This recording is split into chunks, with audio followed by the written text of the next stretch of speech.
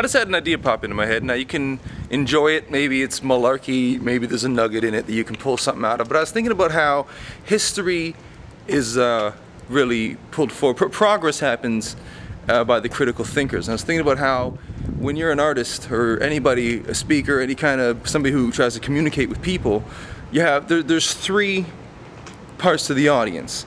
There's the blind followers who pick up on it and love it and get into it, and what they bring to it if they start creating is like mimicry.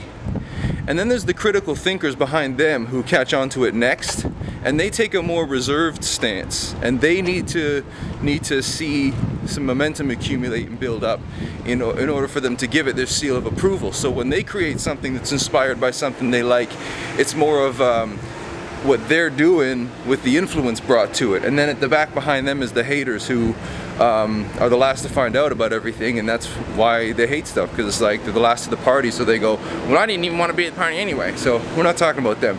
Who we're talking about is the critical thinkers, because they're the people who bring something new to it and bring their own slant on it, take the influence. So this is what I'm talking about comes down to a question of artistry, and artistry is what lives forever.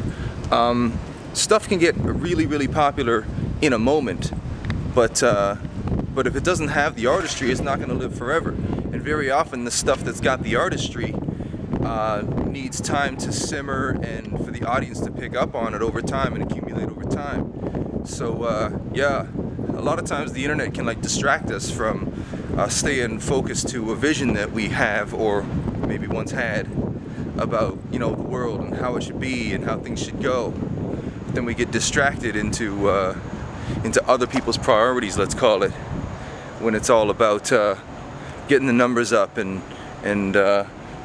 believing what's going on right now is like the most important thing. So it's going to be fun to see as the whole social media thing develops and evolves, how it begins to account for and monitor and measure that long-term buildup of stuff. It'll be fun when that page turns. Whatever, just a silly little thing that I'm looking forward to, a little thought popped into my head. What's up, Sean? Chilling. Cooling. You know. Just doing this hospital thing. Yeah, there's nobody in the hospital bed. Want me to get in the hospital bed? Except for Bear. The Bear. What's up, Bear? Yeah, you should get in the hospital bed and play a scene. Okay, it's still recording. Okay.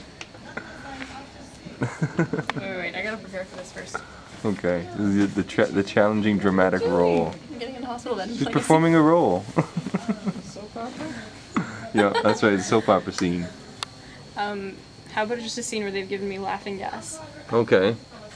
No, actually, I don't really want to do that. Okay, so I don't want to make too much noise. Okay, well, we can do it quiet. Say, the doctor came in. He said, they just found out the tests are positive. Laughing gas. The tests are positive. I don't even know what that means.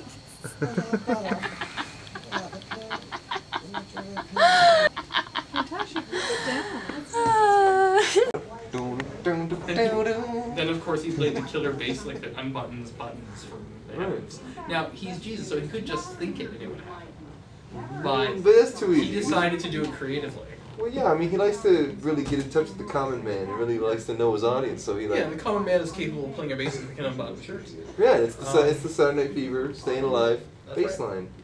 That's just exactly magically has the power to undo Cam's buttons. That's right. I mean, you know, it's like when in the beginning of the universe when God says, "Let there be light." He doesn't actually have to say it. He could have just thought it, and there'd be light. But he decided to do something different.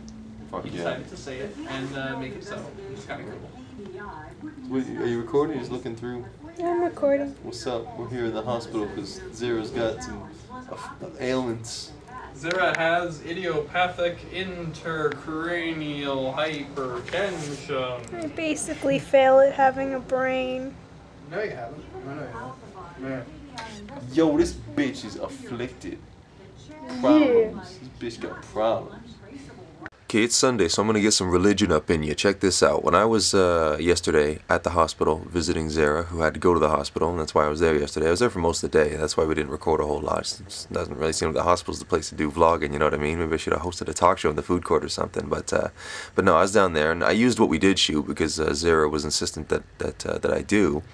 but also because if the vlog is my life and I'm sharing my life with you, then it's only fair that I give you a glimpse into some of the more me sort of parts, maybe some of the stuff that didn't get caught on camera. Now, why Zara's at the hospital doesn't matter. You can ask her. You can find that out for yourself. That's her business. But suffice it to say that we had to go, and for a brief minute it was a little bit scary. But everything's cool now, and she's going home today, and the whole situation seems like, aside from a week or two to recover, it seems like the whole situation's dealt with.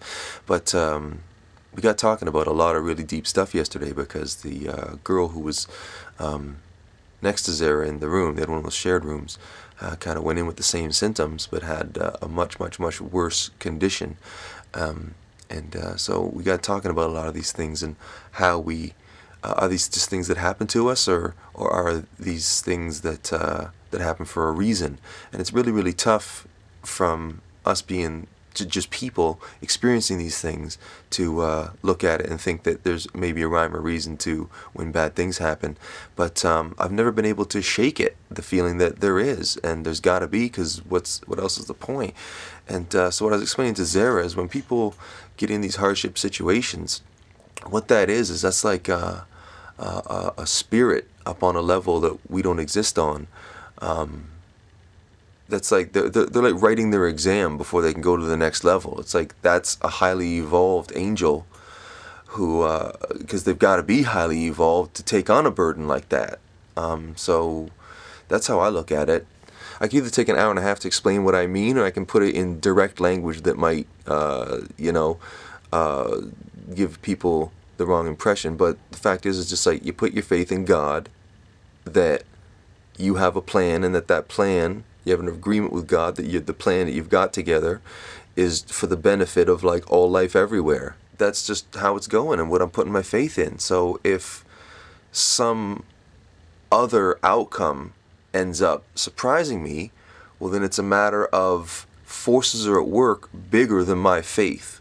And my faith is so big that those forces must be just beyond what I can even conceive of. So I really cannot start poking at it. I just got to submit to it and understand that there's things bigger than me going on.